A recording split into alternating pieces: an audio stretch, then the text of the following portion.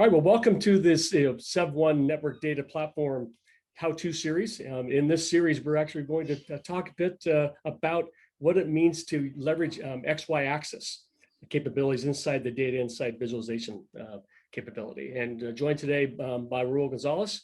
Raul, tell me a little bit about the XY axis and what it's about, what it means. Yeah, absolutely. So the thing is that sometimes when we display data, if we have data that are in different ranges, for example, something on the gigabits and something that is on the bits only, it's very difficult to see this data. And actually, I can show you an example. So for example, think about this situation. I want to see a specific device. Let's go to this device here.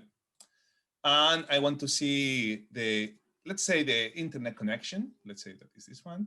And I want to see on the same graph, the traffic and the errors. What's going to happen is, let's get here the in traffic and the in errors, that you will see that obviously the traffic is on the gigabit, more or less range, and the errors, it looks like flat, but actually it's not flat. As you can see here, we are having issues.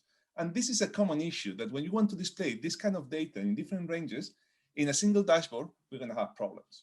It rolls. If you'd explained that to me, I would not have known that that orange line was a value line, right? I thought it was the bottom of the graph. That's really interesting. Absolutely. So, yeah, and actually that happens to customers, and that's a problem because then you don't spot the issue. How can we fix that then? Because obviously this is a problem. Well, what we have in SevOne is that we can change and use different axes, for example, the dual axis here on the graph, and display these two metrics, these two indicators in different scales. And it's very, very easy to do. Just change this graph. Let's go to the analytics. And here you can see, just enable this option. As you will see that as soon as I click here, in real time, changes everything. And now look, I'm going to interrupt. It's going to be a really bad joke, but now I know why there's a dual Y. You're showing off this capability. This is slick. Absolutely. This is slick. And absolutely, you can see that now you can see a lot of data here that it looks like you mentioned before. It looks like a flat line, and actually it's not a flat line.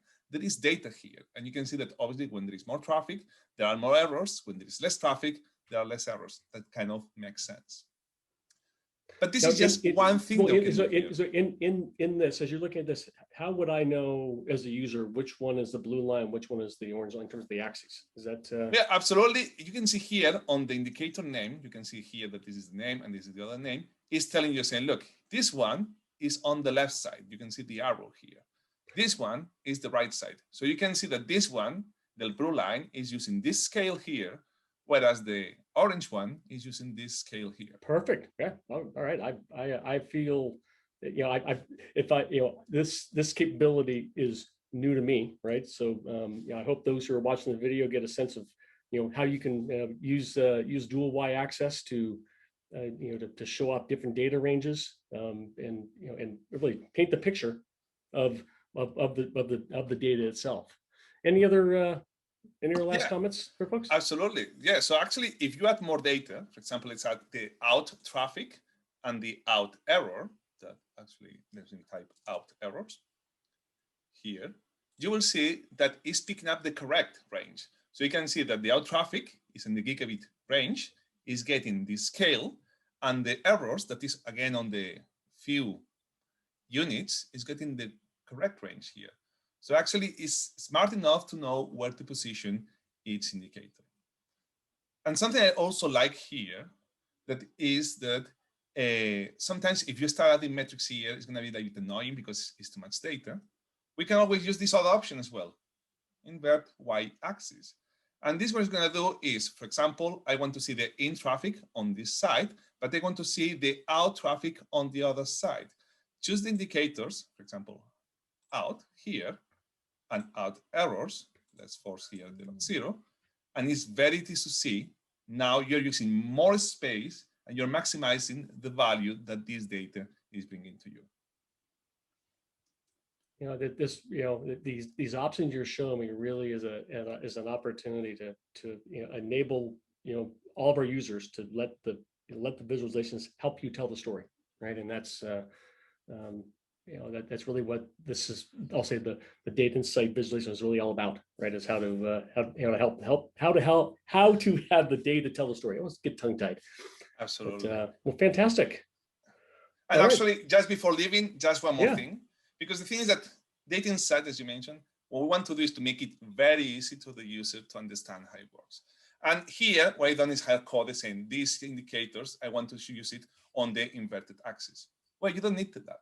You just use a pattern, for example, everything that contains out, add it to the other inverted axis. And now if I add any other indicator that contains out, for example, let's say out these cars, automatically it's going to be added to the inverted axis.